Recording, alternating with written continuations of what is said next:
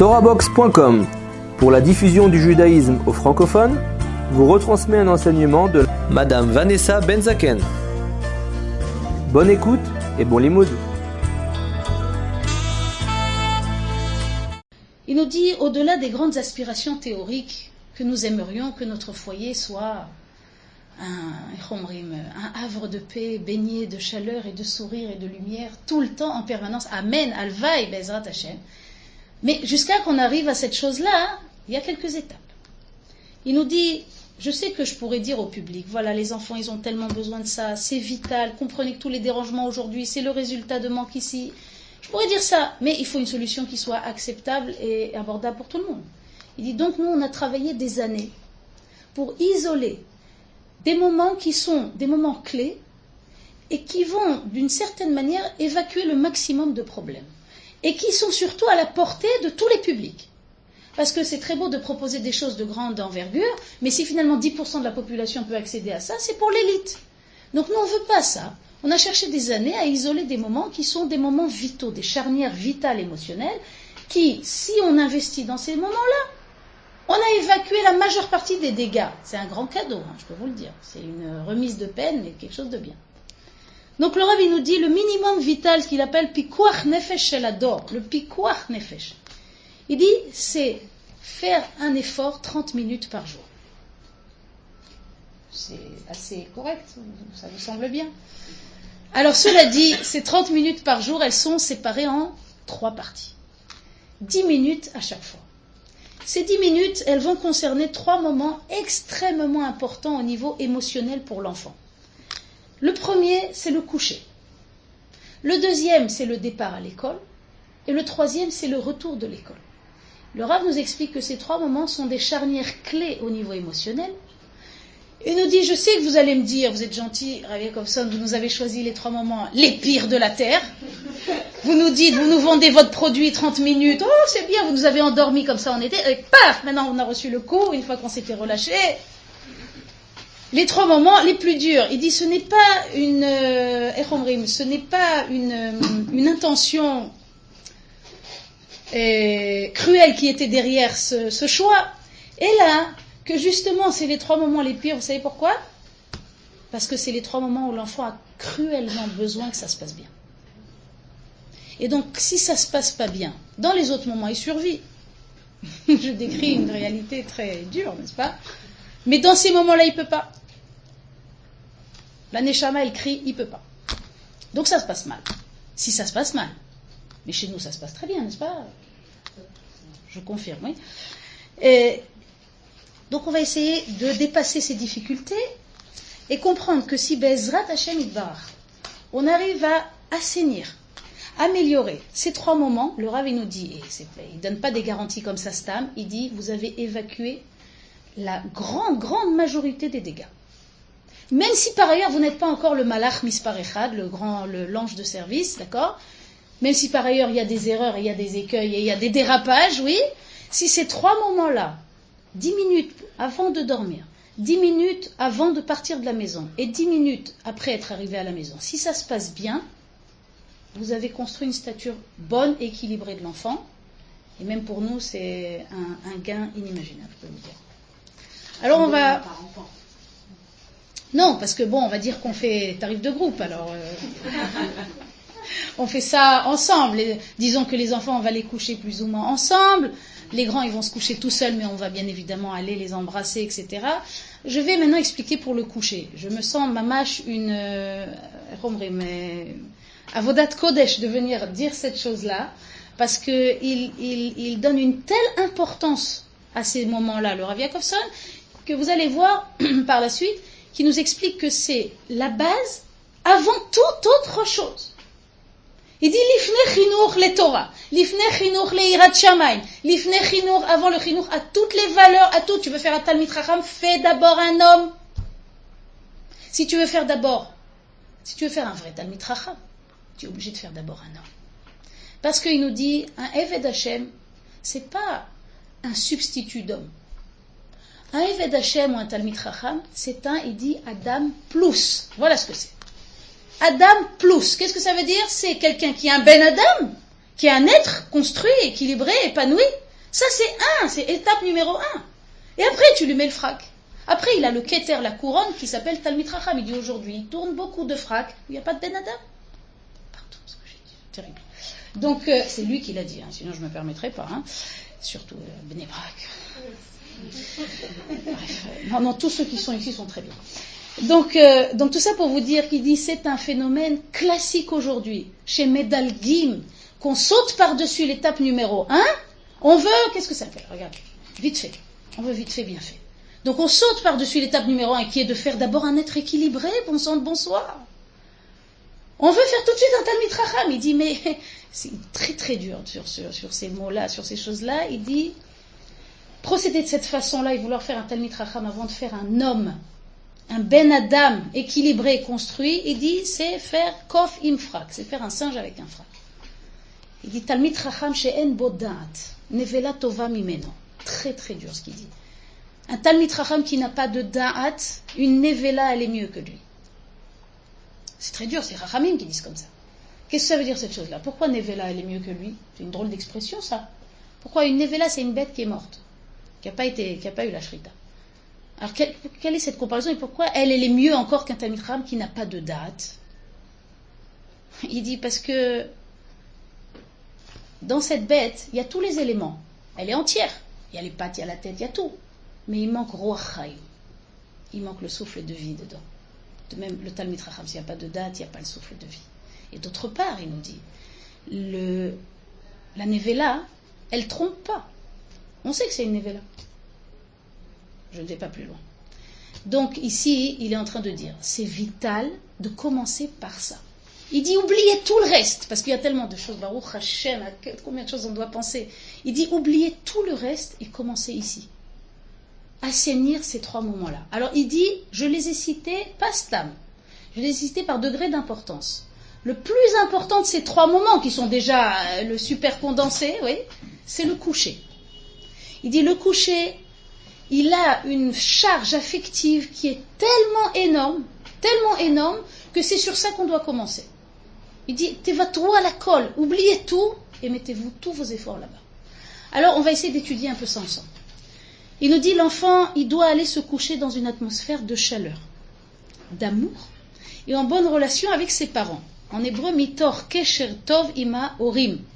Et ce, quelles que soient les circonstances, quel que soit le comportement de l'enfant, de façon totalement inconditionnelle. Il doit s'endormir, il nous dit le Rav, en bon terme avec sa maison et ses parents. D'ailleurs, je vous fais remarquer que même pour l'adulte, c'est vrai. Il nous avait dit une fois, Zemaot Chashuv lishon mefouyas. Vous savez ce que c'est mefouyas? C'est aller dormir en paix. Regardez ce qu'on dit avant de dormir. Areni mochel vesoleach, dans Kriyat Shema, ouais. Areni mochel vesoleach, lechol mishech izveiknitoti. On dit tous les soirs avant de dormir avec Kriyat Shema. On dit, voici que je pardonne à tout celui qui m'a fait du tort et que personne ne soit puni à côté. Pourquoi on dit tout ça avant de dormir? Qu'ils étovent li. Nous, on croit qu'on rend service aux autres quand on pardonne. On se rend service. Parce que c'est très important de dormir apaisé, sans dossier. Même dans papa-maman, c'est important de ne pas dormir fâché. Moi, j'ai rien dit. Alors, donc, maintenant, pour les enfants. De même que pour l'adulte, c'est très important, il dit lishon mefouyas, de dormir apaisé, sans être fâché avec qui que ce soit. Il dit, pour l'enfant, c'est vital. Regardez la phrase qu'il nous donne ici, qui est très très forte. Je la garde en hébreu et je vous la traduis. Il dit, haregesh, she'ayeled olech ito lishon, ze haregesh shenitma be'atzmotav. La sensation, le sentiment avec lequel l'enfant il va dormir, c'est la sensation qui s'imprègne dans ses os. Je ne sais pas si vous pouvez imaginer le degré, la puissance de cette chose-là. Alors rassurez-vous, moi il y a quelques années de ça, 8-9 ans comme ça, c'était exactement la chose qui ne se passait pas bien chez moi. J'arrivais bien à me débrouiller un peu partout et le coucher ça n'allait pas du tout. Il se trouve que dans ma configuration j'étais seule, que mon mari rentrait très tard pour toutes ses occupations merveilleuses, Baruch Hashem, et que Baruch Hashem comme tout le monde il y a des petits suivis en bas âge, etc. Et que j'étais complètement dépassée et que ça se passait tout le temps mal. Alors, imaginez quand j'ai découvert ça. Mais Chasdé Hashem, on découvre, on se lève et on commence et on corrige. Et Baruch Hashem, on corrige. Mais le Rav, il vient appuyer ici très très fortement sur ça. Il nous dit, Si le coucher est en permanence tendu, je ne parle pas d'un cas exceptionnel, d'accord? Rappelez-vous toujours, on parle de choses qui sont mamash, complètement chroniques tout le temps. Si le coucher est toujours tendu et chargé d'animosité, il dit les dommages seront très difficiles à corriger. Il dit c'est un des dommages qui est le plus difficile à corriger. Et il dit Ayeled Igdal, c'est une phrase difficile, Ayeled Igdal Pagua Vepatsua. Cet enfant il grandira blessé et endommagé. Juste à cause de ça, que le coucher se passe mal. Pourquoi? Il nous dit encore que c'est tellement important que dans de nombreuses familles où la journée elle se passait à peu près bien, mais où justement le coucher se passait pas tellement bien, les dégâts ont rejailli sur toute la trame relationnelle. Donc ça a une proportion qui est totalement disproportionnée par rapport à ce qu'on pourrait imaginer. C'est pour ça qu'on met le doigt dessus et qu'on le diffuse, parce que c'est quelque chose qu'on ne peut pas inventer. On ne peut pas le savoir si on ne nous l'apprend pas. Il nous dit pourquoi c'est comme ça. Parce que, nous explique le Rav, le sommeil joue un rôle d'amplificateur. C'est-à-dire qu'une petite tension avant de s'endormir, elle prend des proportions gigantesques dans le sommeil. C'est des choses qui ont été mesurées, qui ont été mises en évidence, prouvées, que le sommeil amplifie tout. Et il nous dit, et donc s'il y a une tension entre le parent et l'enfant avant de dormir, nous, on a notre jauge, notre évaluation personnelle, de dire bon, il y a eu un petit accrochage, c'est pas grave, un petit accrochage. On doit imaginer que cet accrochage, il se multiplie par 100 et par 500 et par 1000 dans le sommeil de l'enfant. Donc c'est pour ça qu'il nous dit, il faut impérativement que ça se passe extrêmement bien. Il nous dit par exemple, c'est proscrit complètement de dire à l'enfant, parce que on n'a plus la force, de dire à l'enfant, bon, on réglera les comptes demain. Ou de donner des menaces en différé, ou de dire, je vais tout raconter à papa, demain. Tout ce genre de choses avant le sommeil, il dit, sont à proscrire complètement. Il dit, c'est pire que de la torture chinoise pour un enfant. Enfin, je ne sais pas ce que c'est la torture chinoise, mais enfin, c'est pire que la pire des choses. D'accord? Et il nous dit, mamash assour, il a utilisé un mot fort, il dit, les rêves ou les cauchemars qui découlent des tensions qu'il a eues avant de dormir sont 1000 fois plus durs en intensité pour l'enfant que toutes les punitions qu'on aurait pu lui administrer. Donc c'est la pire des choses. D'accord? Et il nous dit, en fait, c'est drôle parce que dans les générations précédentes, sans rien apprendre de la pédagogie, les gens, les femmes, les mamans chantaient des berceuses aux enfants pour les endormir, ou racontaient une petite histoire, ou ribouk. Il y avait toujours un geste d'affection avant de dormir. Où elles savaient ça? D'où elles savaient ça? Où elles ont appris ça? Et pourtant, c'est ce qui se faisait. Et c'est ce avec quoi on doit renouer si ce n'est pas le cas. Il nous dit, l'enfant, il doit s'endormir avec la sensation qu'il est aimé par ses parents et traverser le sommeil avec cette armure de bien-être. C'est vital, il dit. Et peu importe s'il y a eu des accrochages avant, et il dit, je sais qu'il y a des accrochages avant, il dit, faites en sorte que les 10 dernières minutes soient épurées. Il dit, il peut y avoir des accrochages, c'est normal, tous les enfants ils font des histoires pour dormir, on va voir d'ailleurs pourquoi. Il dit, mais que les 10 dernières minutes soient libérées de tout conflit, libérées de toute animosité. Comment? Tout ça c'est beau. Comment on fait ça? Alors la première chose à apprendre, c'est apprendre à passer outre. Apprendre à passer outre. Nous on apprend aux enfants toute la journée, les vater, il faut passer outre, concède. Et nous on sait céder. Est-ce qu'on sait concéder? Non. Ici, il faut apprendre à concéder. Si l'esprit critique vient et dit « Mais il faut régler ça tout de suite, c'est très grave cette chose-là, l'enfant s'est mal comporté, je ne peux pas laisser passer cette chose-là, il faut la régler tout de suite. » Il faut répondre à cette argumentation qui vient peut-être, il faut lui dire « Pas maintenant. » Maintenant, c'est pratiquement sacré. Maintenant, c'est un moment kodesh. Il faut que les 10 dernières minutes avant le sommeil se passent dans une bonne atmosphère. Il faut que l'enfant il s'endorme mais fouillasse, il faut que l'enfant il s'endorme en bonne relation avec ses parents. Alors, ça dépend aussi comment se préparer et s'organiser à l'avance. Il est évident que plus on se prépare à l'avance et on s'organise à l'avance, plus le coucher se passera bien et on se donne les moyens de réussir. Il nous dit il faut essayer de rendre, un des moyens techniques, c'est d'essayer de rendre le coucher comme une routine fixe, c'est-à-dire essayer de coucher à heure fixe. Essayez de rendre assez fixe et stable toute cette routine. Il dit, si ça prend la forme d'une routine, qui prend toujours à peu près les mêmes routes et les mêmes horaires, et qu'en plus il y a de la chaleur dans cette routine, il dit, vous allez voir que de façon presque magique, les tensions et les dissensions au moment du sommeil vont diminuer considérablement. Il dit, je sais que ça a l'air d'une agada, Il dit, pourtant, c'est vérifié sur le terrain. D'autre part,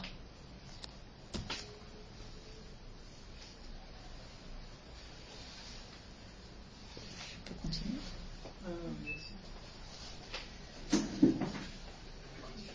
Merci. Par ailleurs, il faut y dire.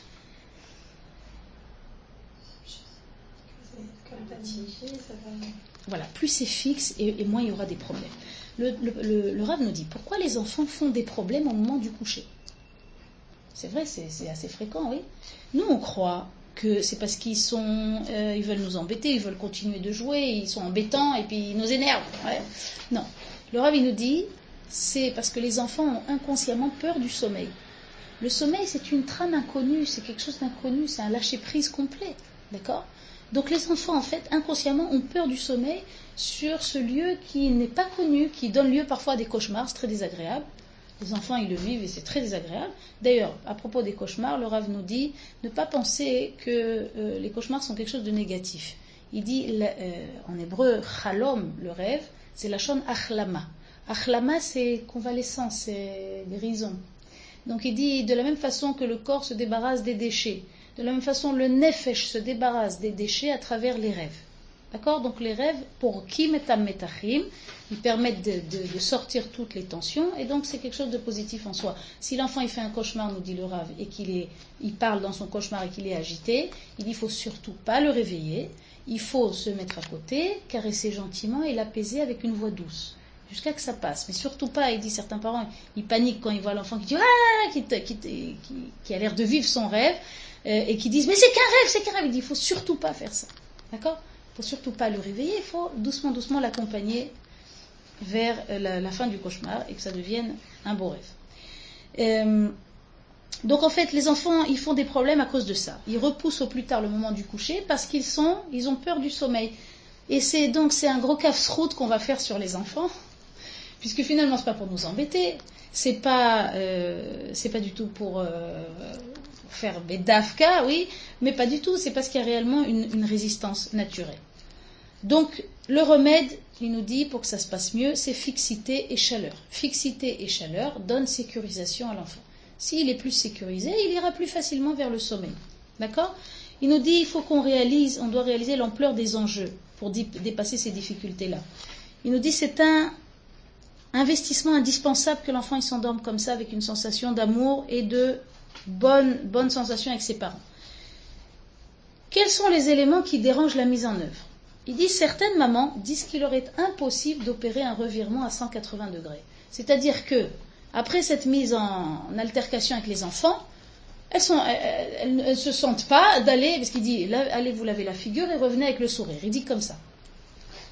Il dit, certaines mamans disent qu'il aurait impossible de faire une chose comme ça. Je me rappelle, il y a 10 ans, quand je l'ai entendu en cours et qu'il a raconté ça, moi j'étais là et j'attendais. Je dis, oui, effectivement, moi, voilà, alors qu'est-ce que je fais? Et alors là, il dit, ici, c'est un problème beaucoup plus sérieux. Il dit qu'il ne peut pas se régler dans le domaine des conférences. Je dis, bon.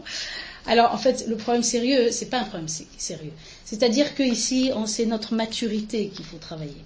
Parce que finalement, il dit, si après être entré en altercation avec les enfants, on n'arrive pas à faire un revirement à 180 degrés instantané, c'est-à-dire aller à la salle de bain, se laver la figure et revenir avec le sourire. Il dit, c'est une prise à cœur disproportionnée complètement des petits accrochages avec les enfants.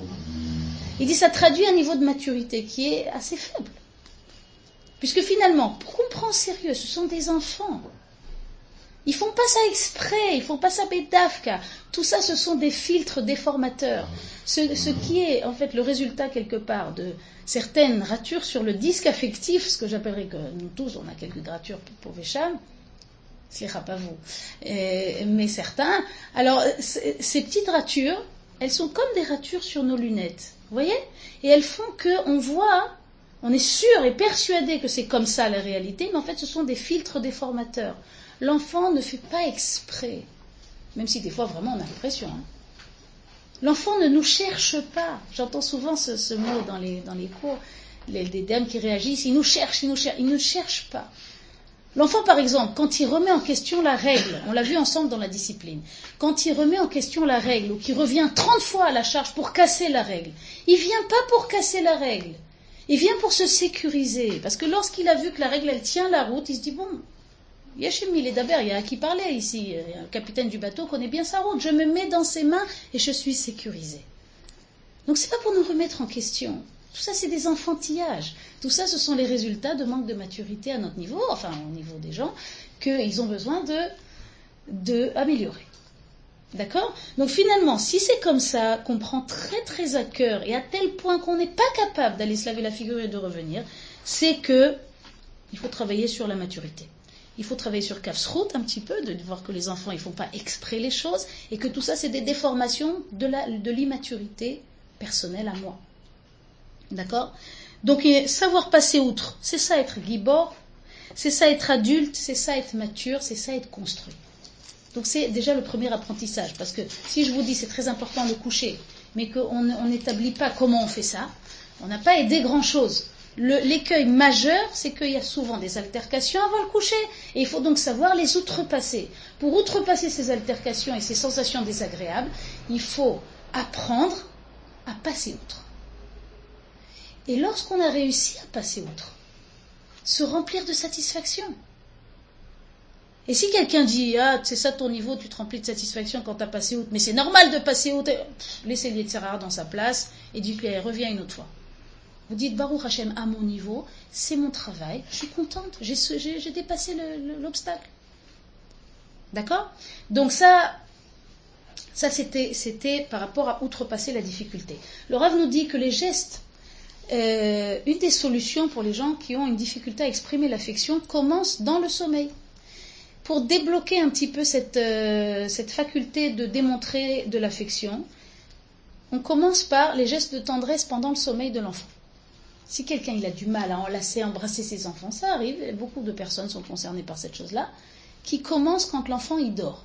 Il dit d'abord, pourquoi ? Première raison, parce que de nombreuses études ont prouvé que lorsque les enfants ils sont endormis, ils sont plus mignons. Numéro 2, plus profond, c'est que quand l'enfant il dort, ça fait tomber une certaine résistance du parent. Quelle est cette résistance du parent ? Souvent, la personne qui a du mal à exprimer de l'affection, c'est pas qu'elle n'a pas d'affection, qu'elle n'est pas tendre, qu'elle n'est pas gentille, elle est sûrement parfois même la plus gentille des dames. Mais simplement, elle s'est carapacée pour des raisons qui sont les siennes, pour se protéger à un certain stade de sa vie. Et donc cette carapace fait qu'elle a peur de se faire rejeter. Si l'enfant est éveillé, cette résistance est tellement forte qu'elle n'ose pas se lancer à l'eau de lui exprimer de l'affection parce qu'elle a peur d'être rejetée. Elle ne le sait pas elle-même parfois. C'est une peur inconsciente. Mais quand l'enfant il dort, ce barrage il tombe, puisqu'il n'a plus peur d'être rejeté, maintenant il dort, il ne te rejettera pas. Donc ça fait tomber tous les barrages. Baruch Hashem, le Rav dit qu'en commençant comme ça, à exprimer de l'affection pendant le sommeil de l'enfant, quand vraiment ça bloque, eh ben, c'est le premier déblocage du barrage. Léat, après, petit à petit, de plus en plus, et même quand ils sont éveillés, etc., petit à petit, ça débloque. C'est quelque chose très simple, mais qui produit des résultats extraordinaires. D'autre part, c'est aussi une solution avec les adolescents. Les adolescents, il dit, ont plus que jamais besoin de gestes d'affection. Mais, fierté oblige, et construction oblige, ils commencent à repousser gentiment, ouvertement les parents, ça dépend du type de relation qu'il y a entre nous. Des fois c'est gentiment, c'est bon maman. Voilà, moi c'est arrivé il y a quelques temps, maman. Je dis d'accord ma fille, il n'y a pas de problème, on va rester à sa place. Donc, mais tout se passe très bien, mais ça veut dire qu'il y a un stade où, pour leur construction personnelle, c'est normal, ils repoussent les manifestations d'affection. Le Rav dit cela ne veut pas dire qu'ils n'ont pas besoin d'affection.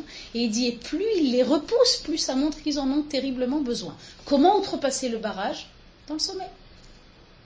Venez recouvrir le jeune garçon, venez faire une caresse à la jeune fille.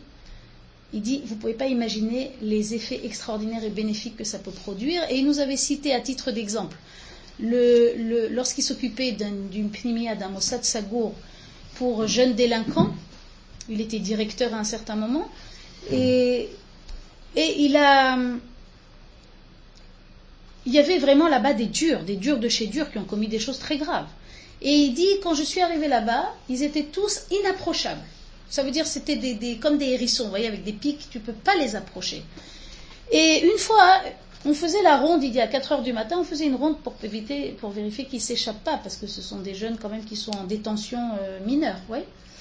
On vérifie qu'ils ne s'échappent pas. Donc on faisait la ronde. Une fois, j'ai fait ma ronde à 4 heures du matin. C'était une nuit de Tevet, il faisait froid. Et donc, je me suis approchée de celui qui représentait peut-être le plus dur de tous les malabars, là-bas, le plus coriace. Et j'ai eu un peu peur de m'approcher de lui, mais j'ai vu qu'il était découvert et il faisait très froid. C'était mal chauffé, il faisait froid. Donc j'ai pris le risque, je me suis approchée, je lui ai mis la couverture, je lui ai replacé la couverture, mais pour lui replacer la couverture, j'ai dû légèrement soulever son bras. Et je l'ai fait avec précaution, j'avais peur d'une réaction brutale. Donc j'ai pris le bras doucement et j'ai replacé la couverture sur lui. Et à ce moment-là, il dit, il m'a glacé, parce que dans son sommeil, il m'a attrapé la main comme ça, et dans son sommeil, il s'est mis à pleurer, il a dit, Imalé. Il dit, ce jeune, il était orphelin. Il avait 17 ans, il avait fait les pires choses, et il était considéré comme l'inapprochable. Il dit, regardez, les manifestations de tendresse dans le sommeil, qu'est-ce qu'elles peuvent donner? Du coup, ça a été tellement incroyable qu'il a fait part à l'équipe de cette chose-là. Au début, ils ont dit non, c'est pas pour nous, c'est pour les dames, ça c'est pas pour nous. Bref, ils en ont fait une étude scientifique académique où ils ont prouvé que les manifestations de tendresse pendant le sommeil sont extrêmement bénéfiques. Et donc, il a réussi à faire valider le projet et toute l'équipe était tenue maintenant de recouvrir ces jeunes délinquants, de les recouvrir, de faire une petite caresse sur la joue, des choses très très light, très très légères, mais ça veut dire des petits gestes de tendresse pendant le sommeil. Il dit, en 3 mois, il dit, il fallait le voir pour le croire. Moi, je vous le dis, il faut le voir pour le croire. En 3 mois, on a transformé ces jeunes, ils nous mangeaient dans la main. On ne pouvait pas les approcher. Et il dit, certains, même au bout d'un moment, ils faisaient semblant de dormir.